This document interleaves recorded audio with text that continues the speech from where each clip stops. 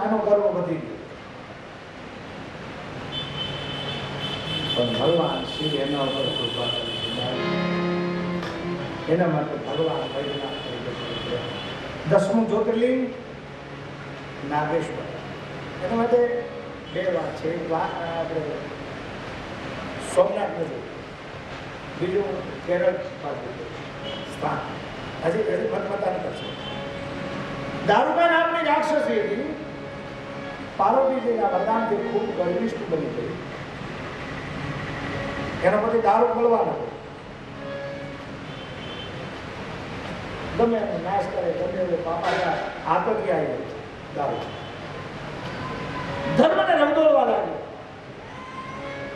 પશ્ચિમ તટ ઉપર વનમાં રાક્ષસો વધતા હતા. ચારે દિશામાં એનો રાજ પ્રસરવા લાગ્યો, અધર્મ વધવા લાગ્યો.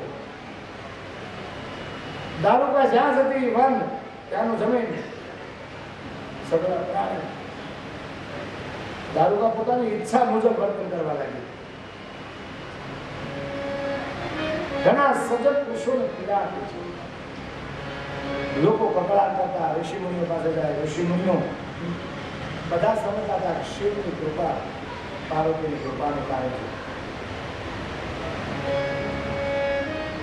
શું કરવું? રાક્ષસોનો ત્રાસ એટલો બધો વધવા લાગ્યો.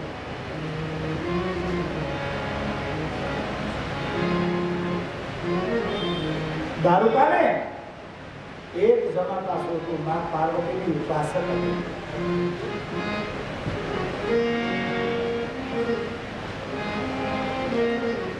દારૂકા અન્ય રાક્ષસો સાથે વિહાર કરતી. દારૂક નામના રાક્ષસનો નાશ કરવા માટે ભગવાન શિવ નાગેશ્વર તરીકે પ્રગટ થયા. ભગવાન શિવ નાગેશ્વરનો નાશ કરો, દારૂકા ઉપર કૃપા કરી પાર્વતીની સતી બનાવી. 11મું જ્યોતિર્લિંગ રામેશ્વર, જે ભગવાન રામે પોતાના હાથથી સ્થાપના કરી. રામેશ્વર એટલે રામનો ઈશ્વર. સીધો આજે આપણે વાદવિવાદમાં લઈએ, રામને માનીએ, શિવને ન માનીએ, શિવને માનીએ, રામને ન માનીએ. શાસ્ત્રો તો એમ કહે છે રામ અને શિવ જુદા નથી. એકને માને એકની નિંદા કરે ને તો એ ગૌ હત્યા સમાન પાપ લાગે.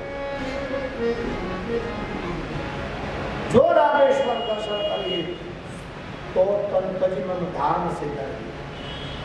ભગવાન રામે એમ કીધું, જે ગંગાજળથી રામેશ્વરનો અભિષેક કરશે એ સાયુજ્ય પ્રકારની મુક્તિ મેળવશે.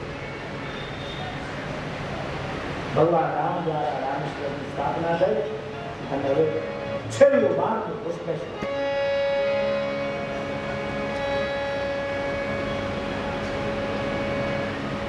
પુષ્પેશ્વર મહાદેવની આખી એક કથા છે. બ્રાહ્મણ પત્ની જે ત્રિકાળ સંધ્યા કરતી, ભગવાન શિવની ઉપાસના કરતી.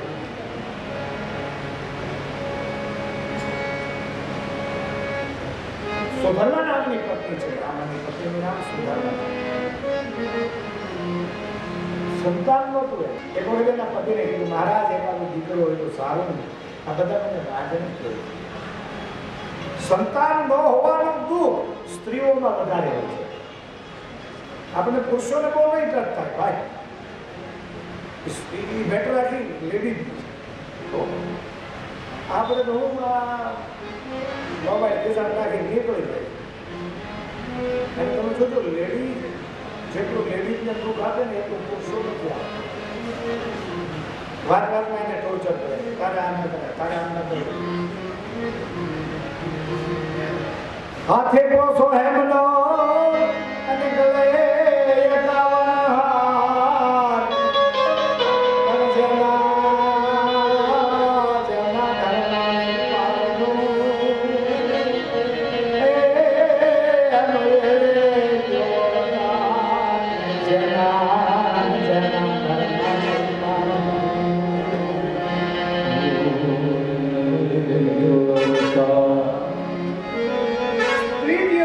સમજી શકે આપણને લાગે અંધશ્રદ્ધામાં ન જવું જોઈએ. દીકરા હાથો કરીને માં પાણા એટલા ક્લિયર કરાવો, પાણા એટલા ક્લિયર. પાછા એમ કે એકાદ છોડવો હોય તો વર્ષ આગળ આવે ને એકાદ છોડ એક ભાવ છે ને માતૃ. બાડો બોબડો ને કુકડો હોય, રાધાર પુત્ર ન હોય.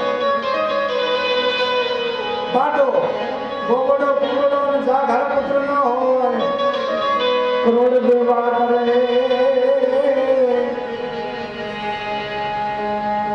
ધબક અંધારા હોય. કરોડ દેવા કરે એના ઘરમાં ધબક અંધારા હોય.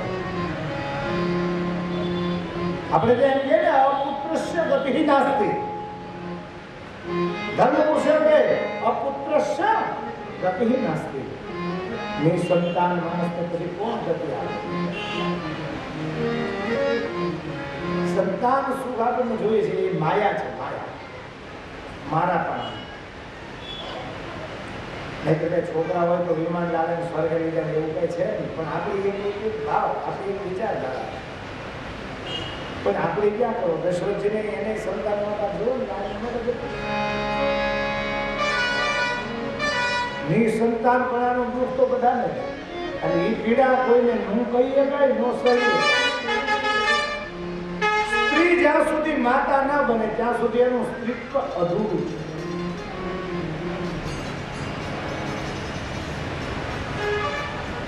જગતગુરુ શંકરાચાર્ય એમ લખે, સંન્યાસીઓને એમ કહેવાય છે કે એકવાર સંન્યાસ દીક્ષા લઈને શિખા અને સૂત્રનો ત્યાગ કરવા પડે. સંન્યાસ દીક્ષા શિખા અને સૂત્રનો ત્યાગ સોટીને જરૂર કોઈ છોડે. પછી એને પૂર્વાશ્રમ સાથે સંબંધ ન રાખે. સાધુ થયા પછી પોતાના કુળ આરે સંબંધ નથી રહેતા. આ નિયમ છે. સાધુ થયા પછી જ્ઞાતિ હોય નહીં. સાધુ થયા પછી પાછો એમ કહે કે હું તમારી જ્ઞાતિમાં, તો એ સાધુ નથી. આ શાસ્ત્રોની વાત છે. આ ગોઠણેથી ઘડેલું નથી. એકવાર માણસ સાધુ થઈ જાય પછી તમારી જ્ઞાતિમાં હેનો ભાગી સાધુ થઈ ગયો, જ્ઞાતિ મટી ગઈ. પછી પાછો એમ કે હું તમારી જ્ઞાતિ હોય છે તો સાધુ એનો હે તારે પાછું જ્ઞાતિમાં ઘરી જાવ. શાસ્ત્રોએ ના પાડે. સાધુએ પોતાના જન્મસ્થળમાં ન જવાય, જ્ઞાતિમાં કોઈ દિવસ પૂર્વાશ્રમને યાદ પણ ન કરે. ગંગા સતી અમારે ગંગા સતી ના ભાઈ રે જાતિ પર છોડી કાઢવા તુમે કાઢવો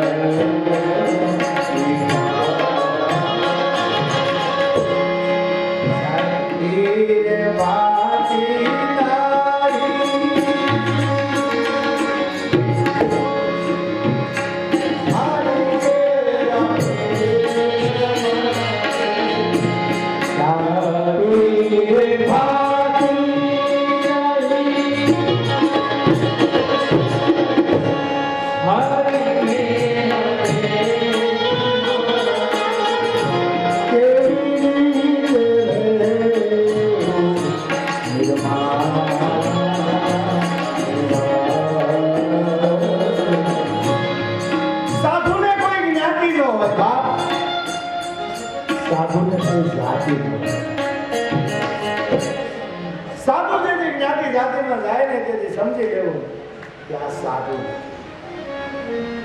સાધુને નાથ ચાલે કાંઈ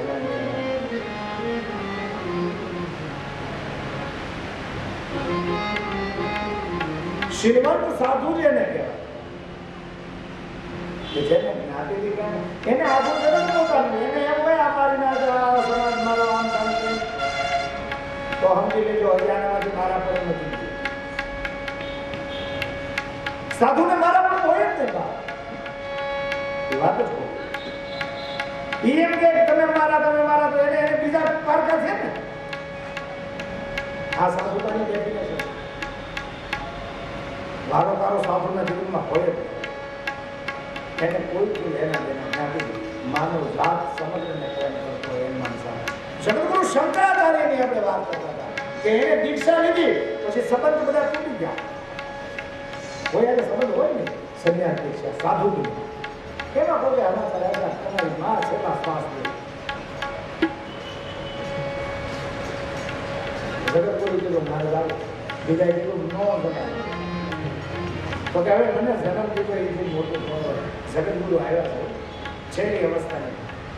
અને દેવી અપરાધ સનાતન સ્તોત્રમાં લખ્યું છે શિખરની સન પૃથ્વ્યામ પુત્રાસ્તે જનની બહવા શાંતિ સરલા પરમ તેષાં મધ્યે વિરલ તરલોહાં તવ સુતં મદિયો યમ યાગ સમુષિતમિદં નો તવ શિવે પુત્રો જાયેત ક્વચિદપि પુમાતા જગન્માતા માતા સ્વચરણ સેવા મૃડાને રોગાને શિવ શિવ ભવાને જપત. આ જગતમાં બધું બદલે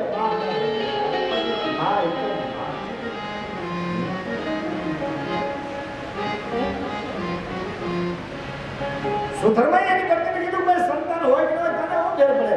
ઈ બ્રાહ્મણની પત્ની બાજુ બેહવા ગઈ ન્યા કોકે અપમાન કર્યું કે તું તો વાંધણી તને શું ખબર પડે. ઘરે આવીને રોવા માંડી. એને પતિને એમ કીધું કે તમને કદી બધું બધા મને મારું મોઢું જોવા રાજી નથી. કાંઈ કરો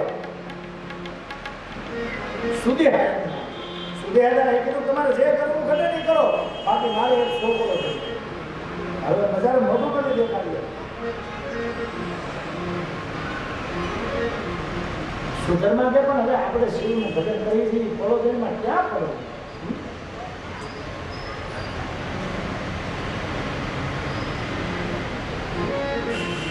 પણ છતાં જયારે સ્ત્રી હટ થઈ ને ત્યારે બ્રાહ્મણે અગ્નિ સમક્ષ ફૂલ મૂક્યા હતા ને મેં એક ફૂલ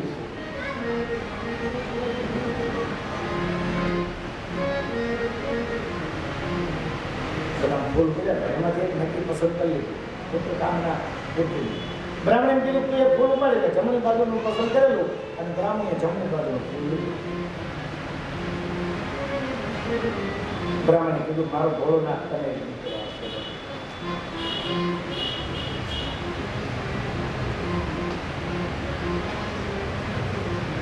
ભગવાન શિવની કૃપાથી સમય લીધવાના જ્ઞાન સંતાન પછી આ સુદેહા હતી ને એને કીધું તમારે જે કરવું કરે કરો બીજા લગ્ન કરો બાકી આપણે જોડે સંતાન ઘુષ્મા નામની સ્ત્રી સાથે પરણે બીજા લગ્ન કરે.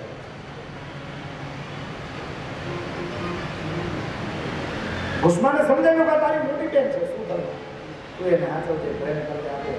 બધું એવું કે એ સમયમાં આ જોડીને દીકરો નવી કર્યો દીકરો જોડીને બંને બહેનો બહાર ગયા નહીં પણ દીકરાનો જન્મ થયા પછી ઈર્ષા થઈ. સુદેહાને ખબર પડે ઘુષ્માએ દીકરાને મારી છે અને એ શિવ ઉપાસક હતો. શિવની પ્રાર્થના કરી શિવની કૃપાથી ઘુષ્મ પાસો જીવિત થયો અને એ જગ્યાએ જે શિવલિંગ પ્રગટ થયું ઘુષ્મા ઉપર કૃપા કર્યાથી ઘુષ્મેશ્વર શિવ એવું નામ પાડવામાં આવ્યું. આ 12મું જ્યોતિર્લિંગ છે. इसलिए भाव और श्रद्धा के साथ बोले घुष्मेश्वर महादेव सौराष्ट्र सोमनाथं च श्रीशैले मल्लिकार्जुनं उज्जैन्यां महाकालं पर्यां वैद्यनाथं च दाकिन्यां भीमशङ्करं सेतु बंधे रामेशम नागेशम दर्पावने वाराणस्याम विश्वेश्वरम तमं करे हिमालय कैलारम वसुमेधर संग्रहालय एतानि ज्योतिर्लिंगानि सायं प्रातः सप्त जन्मार्गं पापं स्मरेन्नशति द्वादश ज्योतिर्लिंग भगवान 12 જ્યોતિર્લિંગ પોતાના છે એનું વિધિવત રીતે શાસ્ત્રોક્ત અને વેદોક્ત રીતે જો પૂજન કરવામાં આવે તો આ યુગમાં ભગવાન શિવ એને ફલશ્રુતિ આવે છે. ભગવાન શિવની તાકાત એવી કૃપા આ યુગમાં પણ મળે છે. તો પૂરી શ્રદ્ધા અને વિશ્વાસનો વિષય છે. ભરોસાથી જો એનું નામ જપ કરે તો શિવજી અત્યારે હાજર છે. રુદ્રશિવા તનોભોગા સાપકાશી